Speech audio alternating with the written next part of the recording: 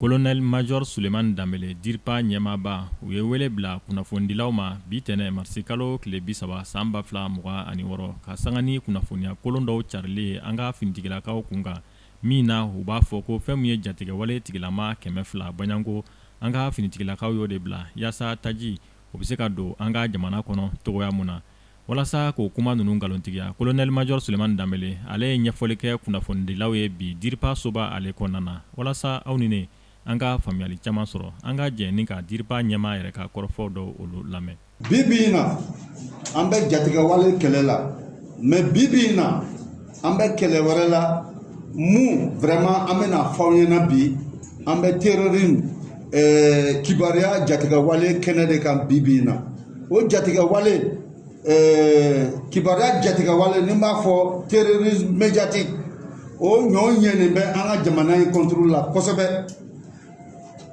An b'o fɔ mun na n'a hakili b'a la dɔgɔkun tɛmɛnen ani dɔgɔkun jan tɛmɛnen i bɛ taa sɔrɔ jamana caman n'o ye an tɛna tɔgɔ fɔ kɛ olu ka kunnafonidilaw u wulila k'u jɔ ko Mali ɲɛmɔgɔw u ye jatigɛwale mɔgɔ 100 u y'o bɔnsɔn bila pour que maliyɛnw bɛ se ka u ka approvisionnement sɔrɔ cogo min na tajiko la nkalon tɛmɛnen t'a kan. Nin bɛɛ ye pour que ka jamanadenw hakili bila hamham na nin bɛɛ ye pour que ka jamanadenw hakili tiɲɛ nin bɛɛ ye pour que jamanadenw kana se ka da u ka armée la mais u kana se ka da u ka jamana ɲɛmɔgɔw la cogo min na o faamuyali kelen an y'o sɔrɔ k'a fɔ dɔgɔkun tɛmɛnen na n'o ye weekend tɛmɛnen ye jatigɛwale mɔgɔw u bɔla mɔgɔ 100 na ka na fɔ mɔgɔ 200 la ko Mali ɲɛmɔgɔw y'olu bila foyi tɛ nkalon kɔ foyi tɛ ka hakiliw tiɲɛ foyi tɛ ka gɛlɛya don an ni armée cɛ foyi tɛ ka gɛlɛya don an n'aw ka ɲɛmɔgɔw cɛ donc o terrorisme médiatique nin o ɲɛɲɔnen don kosɛbɛ média internationaux dɔw bolo minnu ka taabolo tɛ foyi ye u bɛ se ka dangari kɛ Mali la cogo min u bɛ se ka dangari kɛ Mali ɲɛmɔgɔw la cogo min u bɛ se ka dangari kɛ Mali golomasiri tabagaw la cogo min na parce que a b'a dɔn a bɛ san 3 san 4 bɔ depuis force minnu tun bɛ bɔla diɲɛ fan bɛɛ ka na anw bara n'an k'u ma a' ye taa an yɛrɛ b'an ka wara minɛ an yɛrɛ b'an ka kɛlɛ kɛ an yɛrɛ bɛ jatigɛwale ninnu kɛlɛ an ka dugu la dépôt de kɛla a y'a kɔlɔsi k'a fɔ a bɛ fɔ mun ma monter en puissance n'o o kɔlɔsila an ka force de défense et de sécurité mɔgɔw fɛ n'o de kɔlɔsila an ka golomatigi mɔgɔw fɛ donc nin baara bɛɛ ye pour que k'o don nɔgɔ la pour que o kana se ka ɲɛ sɔrɔ pour que ka tɔgɔtiɲɛ se Mali ɲɛmɔgɔw ma pour que ka tɔgɔtiɲɛ se Mali soldats ma donc ni faamuyali kɛlen o ko la a b'a dɔn k'a fɔ a bɛ kalo 6 bɔ a bɛ san 1 bɔ bi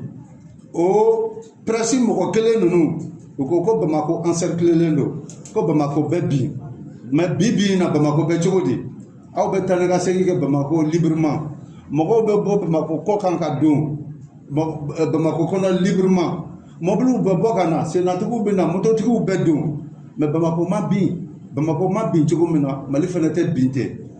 Mali tɛ bin bi Mali tɛ bin sini Bamako tɛ bin bi Bamako tɛ bin sini donc il faut k'an k'o de don mɔgɔw kun na k'a fɔ ko fɛn fɛn bɛ k'a fɔ nin ye ka jatigɛ de don mɔgɔw kun na nin ye ka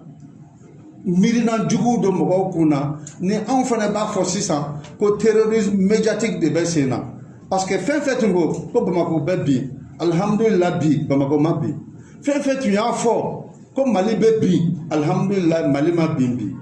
donc o hukumu kɔnɔna na an b'a ɲini ka jamanadenw hakili lasigi anw sɔrɔdasiw an golomasiri tabagaw an ye an kan de di tant que anw bɛɛ ma ban Mali nin tɛ bin tant que anw bɛɛ ma ban Bamako tɛ bin donc maliyɛnw k'u hakili lasigi k'a fɔ minnu bɛ wowawo la u bɛ se k'u ka wowawo kɛ mais tiɲɛ sur le terrain o dɔnnen don bi donc aw hakili b'a la fɛnɛ fo jamana dɔw ko k'olu ka mɔgɔw ka bɔ an ka jamana kɔnɔ ko parce que danger bɛ Bamako la parce que Bamako bɛna bin alhamdulillah bi Bamako ma bin alhamdulillah hali bi a fɔla fɛnɛ ko ni force internationale ta la mun ye jamana wɛrɛw farajɛ jamanaw n'u ta la farafin jamanaw n'u taala ko Mali bɛ bi hali bi Mali nin bɛ yen hali sini Mali bɛ kɛ yen hali sinikɛnɛ Mali bɛ kɛ yen fana donc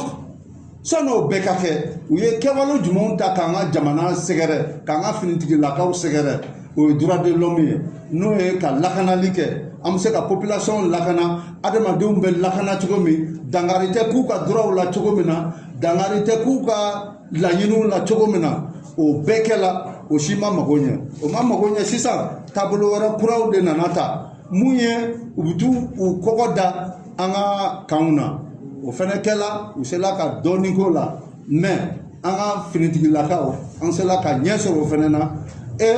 bi in na a tɛ k'u la hali n'u y'a kɛ i bɛ taa sɔrɔ dangari bɛ k'u la mun ka ca n'anw ta ye piwu donc o baara fɛnɛ bɛ sen na u tor'o fɛnɛ na ɲɛma sɔrɔ o la u y'a essayer k'a fɔ citernes ni an ka tajiw olu bɛna mobili mun na ka dankari k'olu la siraw fɛnɛ kan effectivement o fɛnɛ dɔ u sela ka ɲɛ sɔrɔ o la mais bi in na